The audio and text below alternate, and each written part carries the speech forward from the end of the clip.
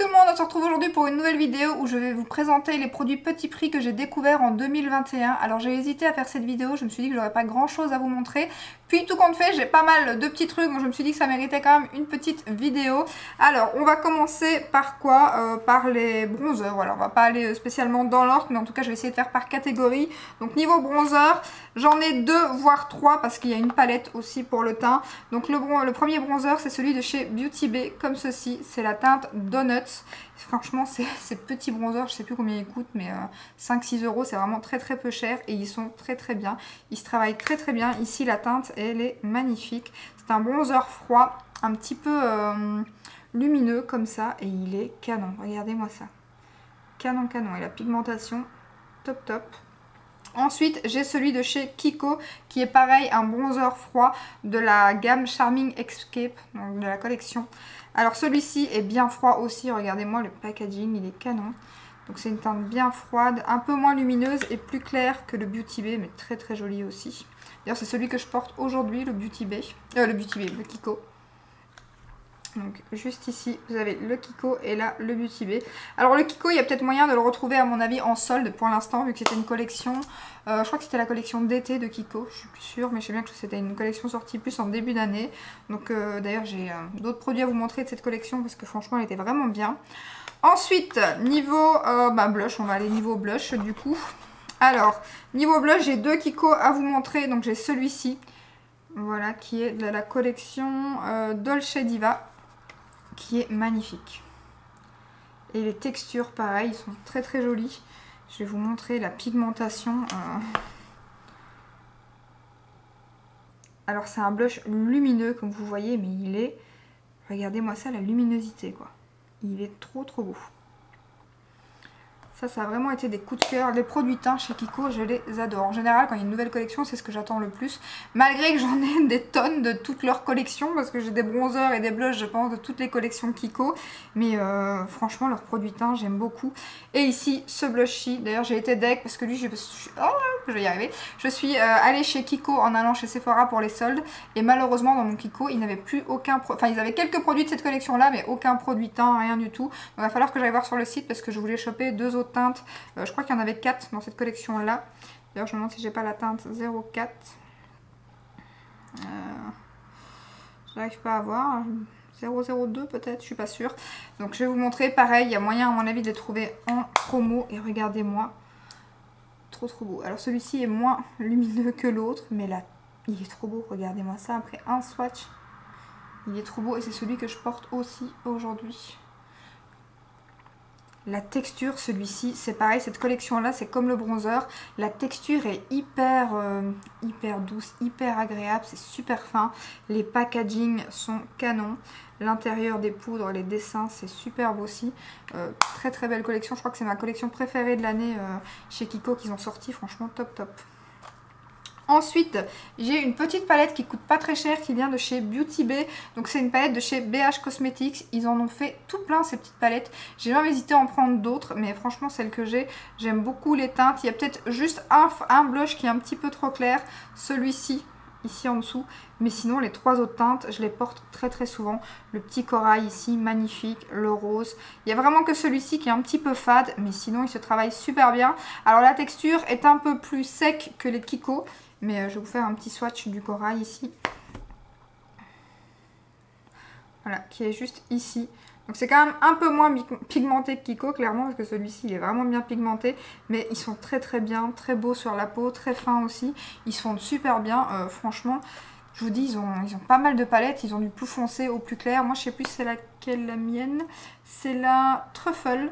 Et franchement, belle petite palette. Ensuite... on va aller niveau quoi? Highlighter, hein, comme on est dans le temps, on va continuer. Je vais peut-être vous montrer la palette. Magnifique palette. Ils en ont sorti 2 et il y a une 3e qui arrive là prochainement.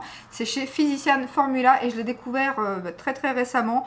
Fin d'année ici, je pense. Fin d'année ou début d'année? Non, fin d'année quand même, je pense. Donc c'est celle-ci, la Butter de chez Physician Formula. Donc. Et vous avez 2 blushs, 2 bronzers, 2 highlighters. Cette palette est juste magnifique. Elle coûte 25 €. Et encore, je pense qu'elle était soldée là sur Beauty Bay, mais d'ailleurs elle est déjà en rupture de stock parce qu'elle était à 19 € et quelques. Et voilà, c'est la texture des Butter Bronzer de chez Physicians Formula. J'aime beaucoup, c'est hyper doux.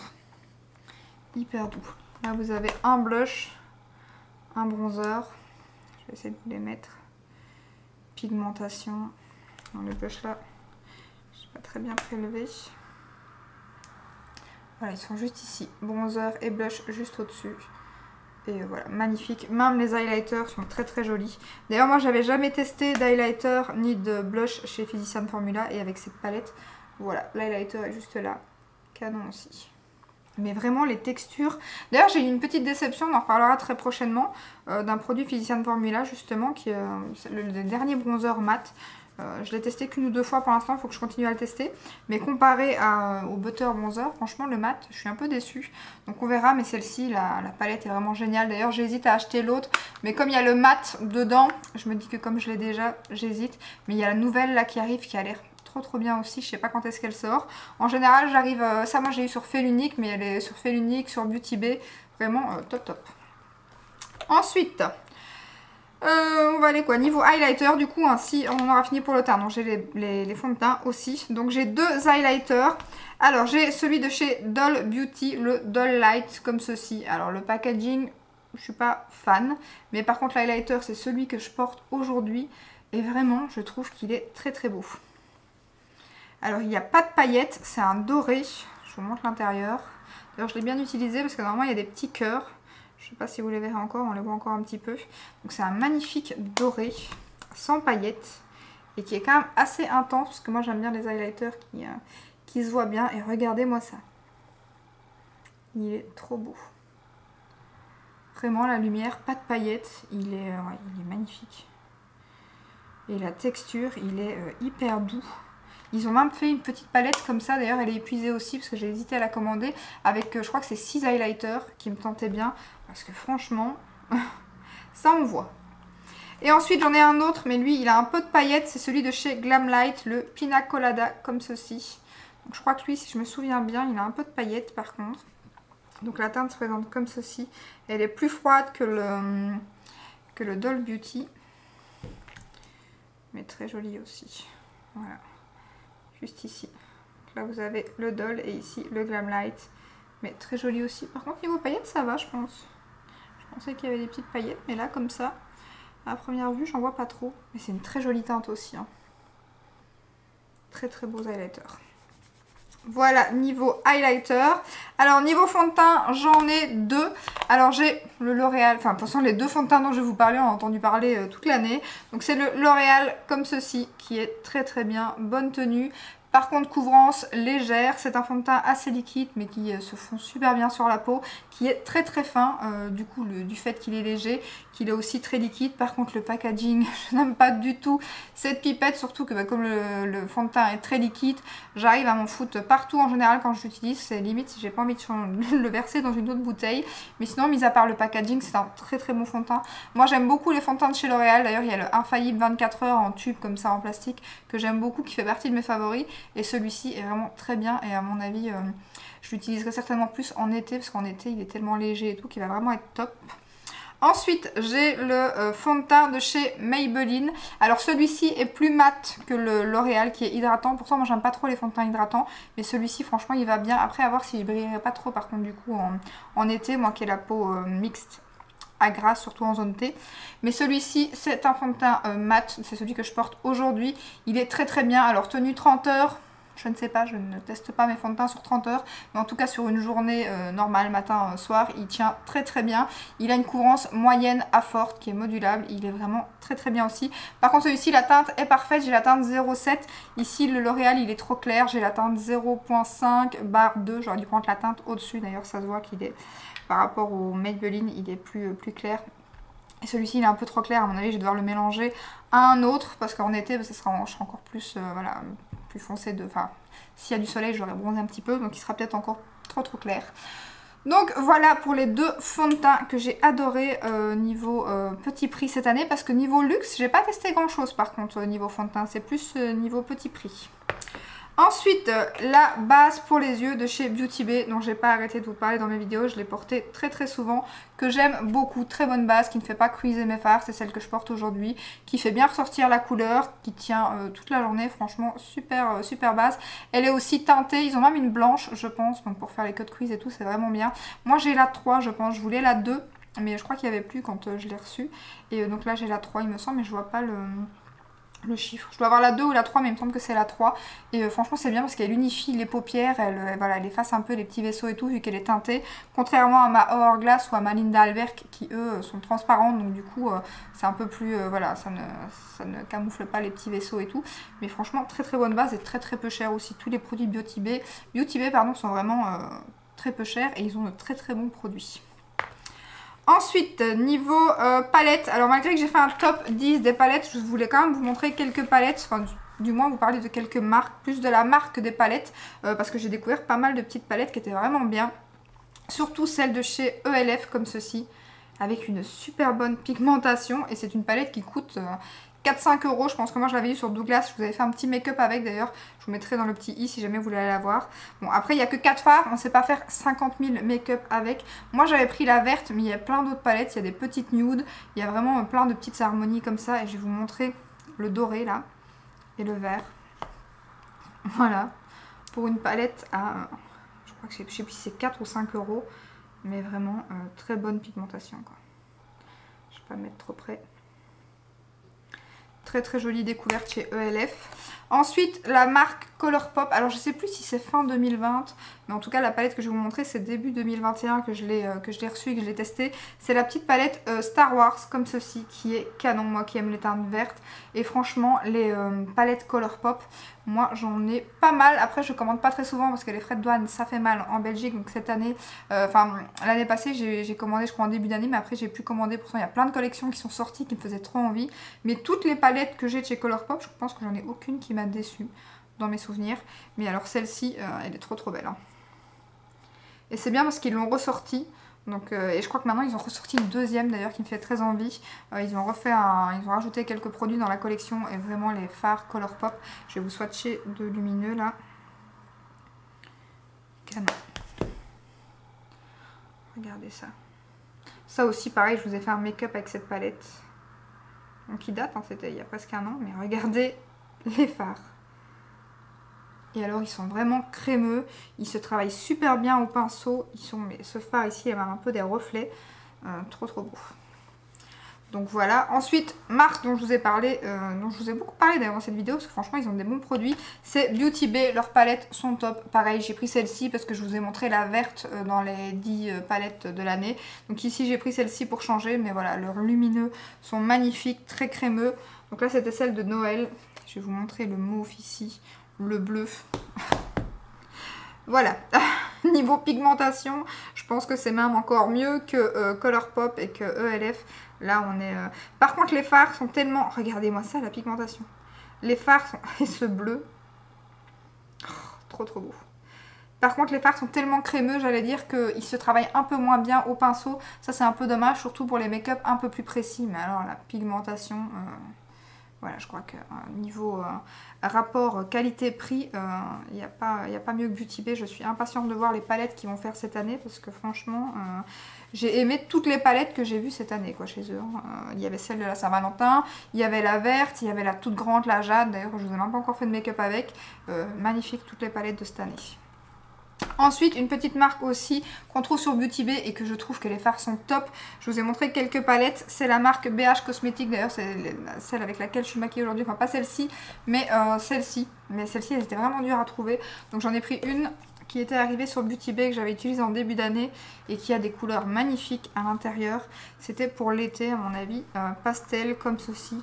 Trop belle. Et pareil, la pigmentation des fards lumineux. Métallisé, ce rose là, ils sont trop beaux les fards. Je vous montre. Et pareil, c'est vraiment du petit prix ce rose là, magnifique. Il a des reflets trop beau. Il est vraiment trop beau, ça pour l'été. Il est, je sais pas si vous verrez, mais regardez ça les reflets. Il est splendide. Donc voilà, si vous connaissez pas BH Cosmétiques, ils font même des petites palettes aussi. J'avais une autre petite palette avec des petits fards ronds qui sortent en général pour les fêtes aussi, qui sont, enfin, elles sont toutes super pigmentées. Toutes les palettes que j'ai de chez BH Cosmétiques sont top aussi. Alors ensuite, niveau, donc j'ai un crayon à sourcils à vous montrer. Vous savez bien évidemment de quel crayon à sourcils je vous parlais. Je vous en ai parlé toute l'année, j'en ai fini plein.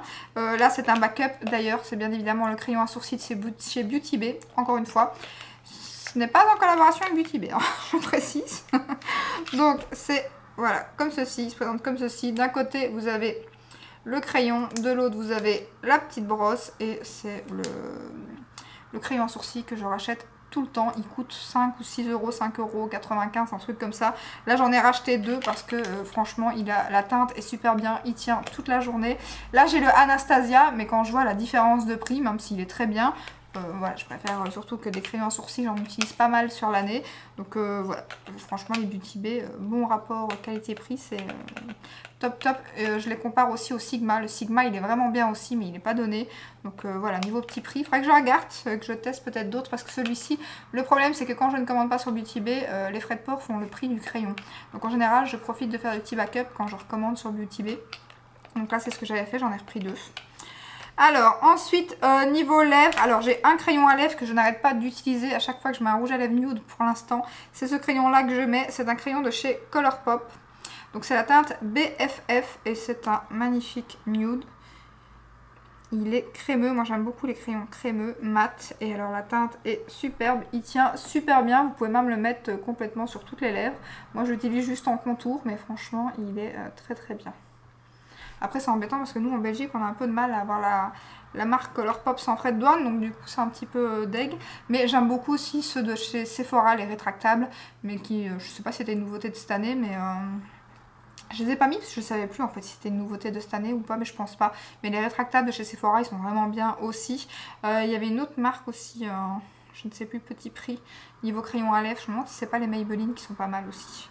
Mais ça c'est celui vraiment que j'ai utilisé, que j'utilise tout le temps pour l'instant quoi. Ensuite, niveau lèvres, cette année, donc il y a Beauty Bay. Beauty Bay, ils ont sorti plein de trucs hein, cette année, franchement.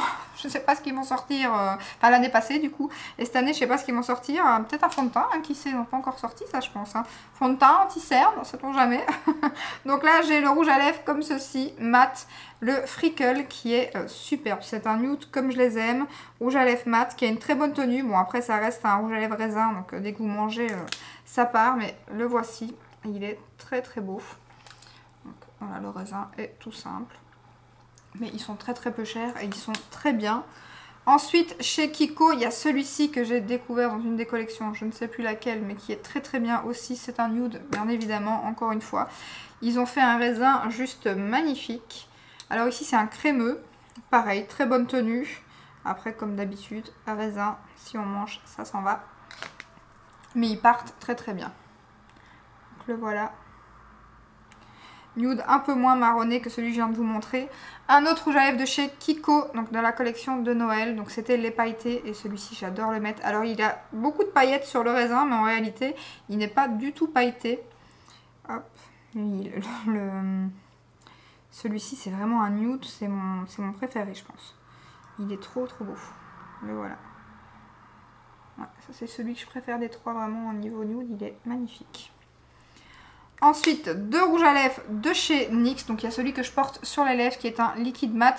Alors c'est une nouveauté, mais ils les ont juste... je ne sais même pas s'ils ont été reformulés ou s'ils les ont juste agrandis. C'est le NYX lingerie XXL. Donc il y avait déjà les lingeries qui existaient, mais ils ont fait le XXL.